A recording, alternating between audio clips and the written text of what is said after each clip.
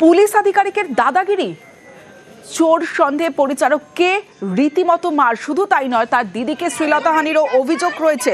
পরিচারকের দিদি শ্লীলতাহানি কুপ্রস্তাব প্রতিবাদে বাঁকুড়ার রানীবাঁধে তুলকালাম। দফায় দফায় পথ অবরোধ, উত্তেজনা সামাল দিতে লাঠি পুলিশ ওরাফের। 12 জন বিজেপি কর্মী আটক বলে দাবি। বেশ কয়েকজন গ্রামবাসীকেও আটক করা হয়েছে এই ঘটনায়।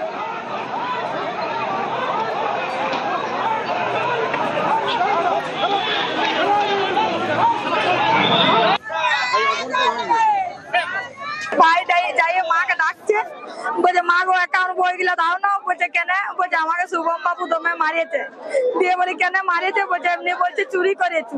দিয়ে যাইয়ে ভাইয়ের মাথায় বন্দুক দিয়ে বলছে যে যদি কাউকে বলুস, কোন লোক পাড়া পাশাপাশি যদি কেউ জানাজানি হয় তো তোর ভাইকে আর পাবি না, মারিয়ে দেবো। আমার জামা ছিঁড়ে দিয়ে ভাইকে কাল দেখাতে নিয়ে এসেছিলাম, আমার বুকের জামাটা ছিঁড়ে দিয়েছে। আমাকেও তুলে নিয়ে যাওয়ার চেষ্টা করেছিলাম। আজকে ওর শাস্তি আমরা নিয়ে তারপরে আমরা ঘর যাবো। ওর শাস্তি দেখতে চাই আমরা, এখানে ওর বিচার চাই। একটা মেজো বাবু হয়ে কি করে মেয়ে ছেলেকে শুতে বলেছিল, মেয়ে ছেলেটা শুই নাই, সেই ছেলেটাকে চুরির অপবাদ দিচ্ছে। ওকে উলঙ্গ ভাবে স্টেট ব্যাংক পর্যন্ত বুলেট নিয়ে পেছানো যাচ্ছে, ছেলেটাকে রগদায় নিয়ে গেছে, আস্তে আস্তে যাচ্ছে। ও ধরো আমাদের গ্রাম পর্যন্ত নিয়ে গেছে। মা ও দিদি সকালে এসেছে, বলে তুই আমার সঙ্গে শু, তাহলে ওকে ছাড়বো, না যে এমন কেস দিব ওই তোরা গরিব মানুষ জিন্দেগি বেরোতে পারবি না। আমরা চাইছি যে শুভম রঙকে এখানে চাই, আমরা বিচার করে নেবো। বলছে তুই আলমারি থেকে টাকা বের করেছিস, আর আমার দিদিকে এমনি বলছে তো এমনি কর, তাহলে তোকে এত টাকা বলবো না। টাকা দাবি করছে? কত টাকা?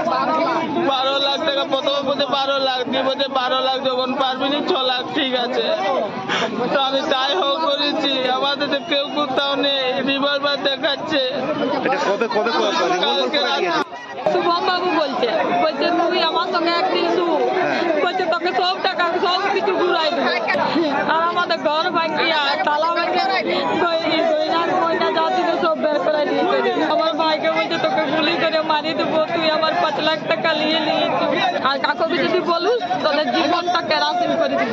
যবে থেকে মানে নিয়ে গেছে মারধর কিরকম করছে না, এখন পর্যন্ত অভিযোগ হয়নি। রিটার্ন কমপ্লেন্ট কেউ আমাকে দেয়নি। আমরা ওয়েট করছি, আমরা বাবা আগ্রহ করছি কি আপনি রিটার্ন কমপ্লেন্ট দেবেন, আমি তদন্ত করবো, অ্যাকশন নেব। কিন্তু রোড ব্লকেট ওরা করছে কেন তাহলে? কালকে কিছু সমস্যা হয়েছিল, আমাকে ইনকোয়ারি করতে হবে কি হয়েছিল, কি ফ্যাক্টস আছে। যদি অভিযোগ দেবেন তারপরে আমরা ইনকোয়ারি করতে পারবো। এই জন্য আমি আগ্রহ করলাম বারবার কি আপনি অভিযোগ দেবেন, আমি ভেরিফাই করবো অ্যালিগেশনসকে কি হচ্ছে কি না হচ্ছে। অভিযোগ দেবে বললো? চেষ্টা থেকে আমরা ওয়েট করছি কি অভিযোগ দেবেন, তো আমরা অভিযোগ নেব। অভিযোগ এখন দেয়নি।